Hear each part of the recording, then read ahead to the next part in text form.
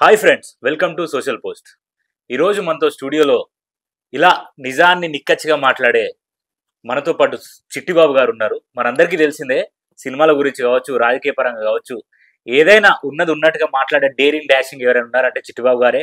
మనం ప్రీవియస్గా కూడా చాలా ఇంటర్వ్యూలు మనం సార్తో మాట్లాడి తెలుసుకున్నాం. ఇప్పుడు మనకున్న టాపిక్ ఏంటంటే మంచు విష్ణు, మంచు ఫ్యామిలీ, మంచు మోహన్ బాబు గారు ఎవరైతే ఉన్నారో, ఇప్పుడు రేపటి రోజున అంటే ఇవాల్టికి మోహన్ బాబు గారు సినీ ఇండస్ట్రీకి వచ్చి, సినీ పరిశ్రమకు వచ్చి 49 సంవత్సరాలు పూర్తి చేసుకున్నారు. అంటే రేపటితో 50 సంవత్సరంలోకి అడుగు పెట్టబోతున్నారు. మంచు విష్ణు గారు మాకి ప్రెసిడెంట్గా ఉన్నారు.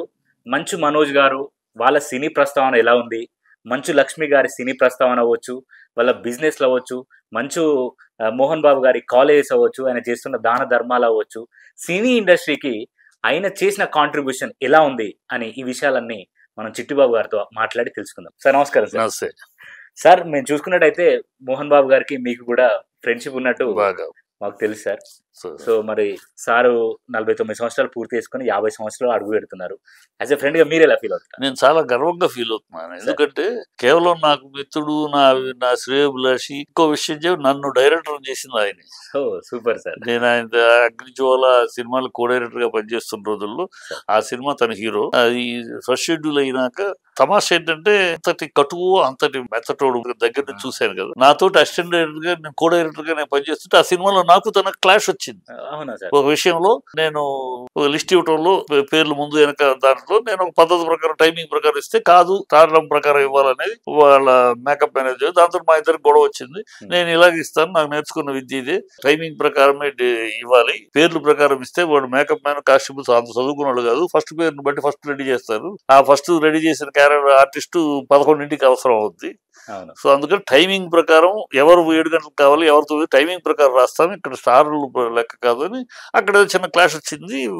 ఆ క్లాష్ లో ఆయనకి నాకు వచ్చి నేను ఆ సినిమా పని మొత్తం అయినాక నెక్స్ట్ సినిమా అదే ప్రొడ్యూసర్ నెక్స్ట్ సినిమా మొదలెడతా ఉంటే నాకు తెలియదు, నేను అడగల, నేను ఆ నిర్మాతని అడగల, హీరో మోహన్ బాబుని అడగల నన్ను డైరెక్టర్ చేయమని. తనంతటి తనుగా ఆ డైరెక్టర్, ఆ ప్రొడ్యూసర్ మరొక సినిమా నెక్స్ట్ సినిమా ప్లాన్ చేస్తూ ఉంటే ఎవరు డైరెక్టర్ అని తను అడగటము, ఇంకా అనుకోలేదంటే ఇంకెవ్వరు అవసరం లేదు, మన ఇంట్లో చిట్టిబాబు ఉన్నాడు, చిట్టిబాబు వాడు ఒక స్టార్ట్ కట్ అంటే తప్పితే మిగతా అన్ని ఫుల్ అవగాహన ఉన్న వ్యక్తిగా ఉన్నాడు, అతను డైరెక్ట్ చేయండి అని చెప్పి ఆయన చెప్పడం. అర్ధరాత్రి 10:30కి నాకు సడన్ గా మోహన్ బాబు ఫోన్ చేసి 164 ఉస్మాన్ రోడ్ రారా అన్నాడు. ఏంటి ఇప్పుడు ఈ టైంలో ఎందుకు? నువ్వు రా, నేను చెప్తున్నాను కదా రా అన్నాడు. సరే వెళ్ళాను. వెళ్తే వెళ్ళగానే ప్రొడ్యూసర్ పూలు పళ్ళు అడ్వాన్స్ పెట్టి నువ్వు డైరెక్టర్ అన్నారు. అర్థం కదా ఏంటంటే అప్పుడు అంత అంటే ఎందుకు చెప్పానంటే ఈ విషయం, అంత గొడవ మా ఇద్దరి మీద గొడవ పడే గొడవని ప్రొఫెషనల్ గా తప్పితే, అక్కడ విషయం మీద గొడవ తప్పితే మనిషిలో చాలా నిర్మలతో, మనిషిలో అదే కటువుగా ఉంటాడు. అందుకని పలుకేమో పటుత్వం,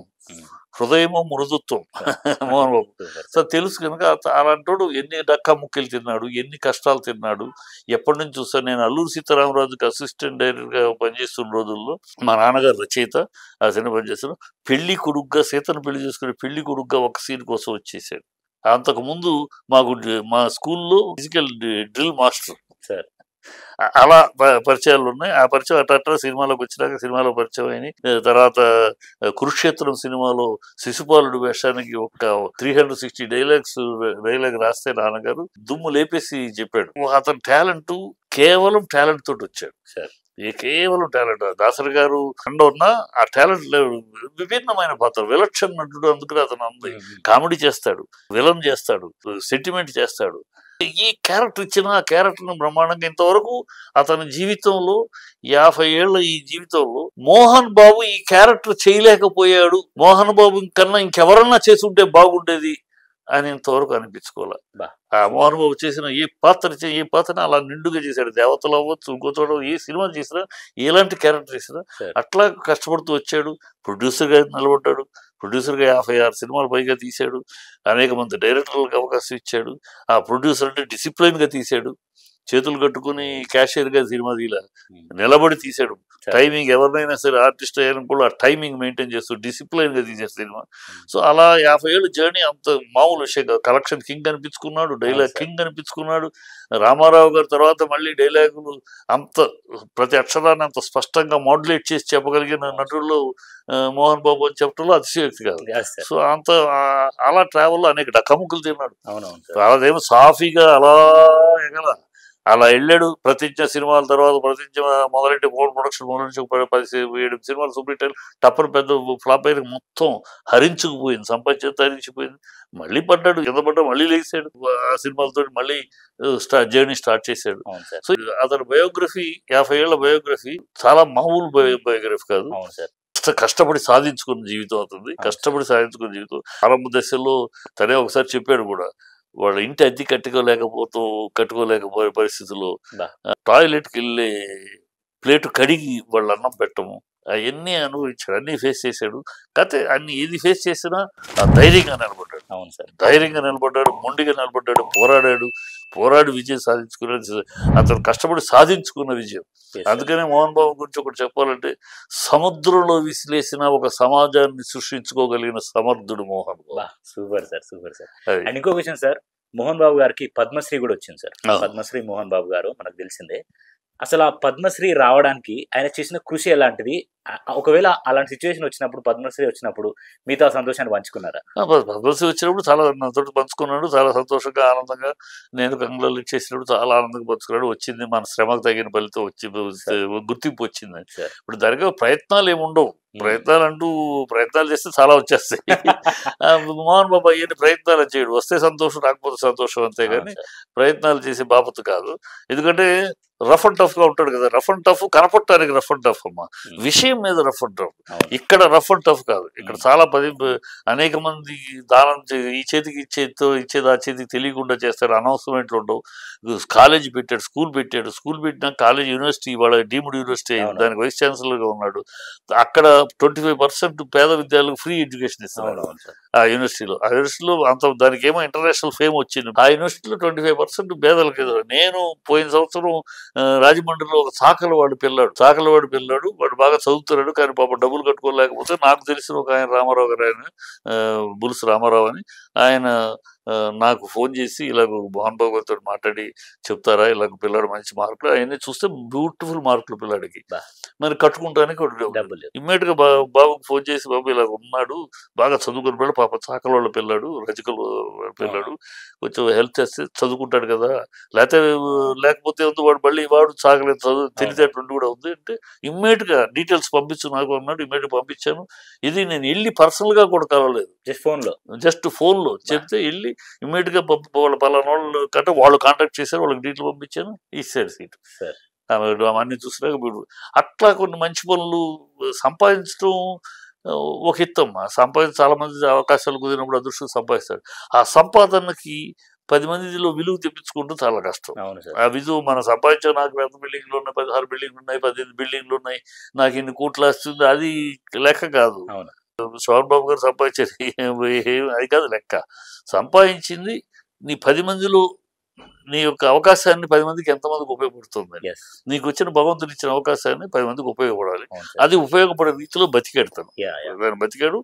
వాళ్ళ సాయిబాబా టెంపుల్ కట్టాడు, షిర్డీలో సాయిబాబా టెంపుల్ లెవెల్లో కట్టారు బ్రహ్మాండంగా, కాలేజీ ఆనుకుని ఉన్నాయి. సో అట్లా ఆధ్యాత్మికంగా, ధర్మగుణంగా ఉన్నాడు. కథ మనిషి డ్యూరింగ్ కాలేజ్ వాడు, అందుకనే అతను కాలేజీ కూడా మంచిగా డిసిప్లిన్, వెల్ డిసిప్లిన్. తన పర్యవేక్షణలో ఉంటే ఫుల్ డిసిప్లిన్. ఆడపిల్ల మగపిల్ల ఎవరికాళ్ళ అడ్డదిడ్డకి వెళ్ళడం లేదు, గేట్ దాటి వెళ్ళడం లేదు, ఒక టైమింగ్ ప్రకారం వెళ్ళాలి, ఆ డిసిప్లిన్. అందుకనే కాలేజీ కూడా అంత మంచి పేరు వచ్చింది ఉంది. ఈ మధ్య ఏదో ఉన్నాయి, ఎవరో ఎవరో చల్లడం. నేను చూసాను కాలేజెస్ ఎంత బ్యూటిఫుల్ కట్టాడు. ఆ కిచెన్ కానీ, ఆ హాస్టల్స్ కానీ చూస్తే ఎంత బ్యూటిఫుల్, వెల్ మెయింటైన్, అంటే అక్కడ పిల్లలకి వెళితే ఆ ప్లేసెస్ అయితే వాడు ప్రశాంతంగా బ్రహ్మాండంగా మంచి ఎన్విరాన్మెంట్ లో చదువుకునే పిల్లాడు అవుతాడు. ఆ పిల్లైన పిల్లలు అలాంటి దీంట్లో కట్టాడు. డబ్బులు సంపాదించడం కోసమే కాకుండా, అది డబ్బులు వస్తాయి, డబ్బుల కోసం అని కాకుండా ఒక మంచి అదే విద్యకి ఒక సరైన విద్యాలయం అన్నారు. విద్యాలయం అన్నారు అంటే ఒక ఆలయంలో ఉండే ప్రశాంతత, ఆలయంలో ఉండే ఒక పవిత్రత, ఆలయంలో ఉండే ఒక పరిశుభ్రత తన కాంపౌండ్ లో ఉండాలనే ధ్యేయంతో విద్యాలయమే నడుస్తున్నాడు. ఎడ్యుకేషన్ సెంటర్ కాదు, విద్యాలయం, ఆలయం అనే దానికి పరిపూర్ణంగా నడుపుతున్నాడు.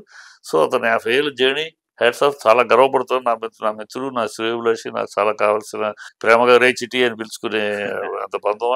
మా నాడు 50 సంవత్సరాలు 50లోకి అడుగు పెడుతున్నాడంటే ఎంత సాధించి ఆ 50 ఏళ్ళ చరిత్ర ఒక్కసారి వెనక నుంచి 50 ఏళ్ళకి వస్తే ఎంత డీప్ స్టడీ ఉంది, ఎంత డీప్ స్ట్రగుల్ ఉంది, ఎంత కష్టపడితే వచ్చారు. చాలా సంతోషం. అలాగే చాలా అరుదు, అందరికీ కుదరదు 50 ఏళ్ళు జర్నీ ఇన్ ఇండస్ట్రీ. అది మహాలకు ఆ రోజుల్లో రామారావు, నాగేశ్వరరావుకి, కృష్ణ గారికి వీళ్ళకి కుదిరింది. కానీ ఇవాళ జనరేషన్కి అంత కష్టం.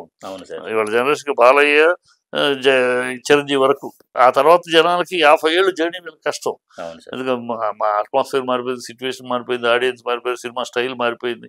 సో వీళ్ళు ఒక సినిమా చేయడానికి 2 ఏళ్ళు 3 ఏళ్ళు 100 సినిమాలు ఎవరు టచ్ చేస్తారు? ఇప్పుడు ఉన్న హీరోలు ఎవడో 100 సినిమాలు టచ్ చేసే బాబు కనబడదు కదా.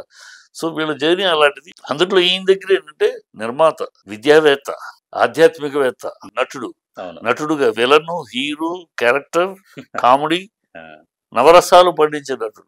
సో ఎప్పటికీ జనాల మనసులో నిలబోతాడు. ఒక డిఫరెంట్ డైలాగ్ చెప్పాడు, ఇమీడియట్ గా మోహన్ బాబు గుర్తొస్తాడు. మాటగారితనంగా మాట్లాడటం, కానీ వేస్తే కరిస్తే తరుస్తే, ఇవన్నీ మాట్లాడాలంటే ఆ ఫ్లోలో వెయ్యాలంటే ఓన్లీ మోహన్ బాబుని దాటి చేయగలిగిన వాళ్ళు. నేను ఎప్పుడు గర్వపడుతూ ఉంటాను. మోహన్ బాబు ఇంతవరకు నేను ఎదుగుతూ ఉంటాను, ఇంతవరకు ఏదన్నా ఒక సినిమాలో మోహన్ బాబు కాకుండా ఇంకోళ్ళు అయితే బాగుండేది అని అనిపించుకున్నాడు. అక్కడ ఇంతవరకు నాకు తెలిసి, నేను అప్పటి నుంచి ఫాలో అవుతా ఉన్నాను నా మిత్రుడుగా.